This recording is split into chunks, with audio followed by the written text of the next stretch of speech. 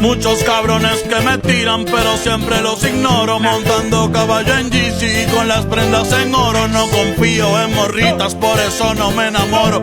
Los consejos de mi padre, eso sí los atesoro. No le hago caso a nadie, tranquilito no me ahorro.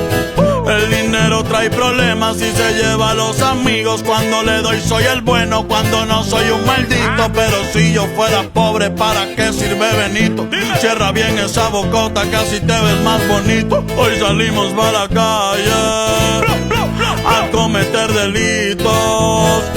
Muchos se han equivocado y piensan que estoy asustado porque los he perdonado, pero no se me ha olvidado todas sus malas jugadas y traiciones que me han dado. No se crean verga perros, aquí estamos preparados. Tengo un flow como el Canelo, siempre los dejo noqueados. Ya, ya, ya, ya, ya, ya. Aquí somos de rancho humilde. Dímelo, Nata. Me la navego en todos lados, siempre con ojos tumbados. En la bola destacado, siempre piso con cuidado. Soy alegre y desatado, la vagancia me ha gustado. Estoy bien relacionado y de espantos bien curado. No se metan con el diablo, que pueden salir quemados.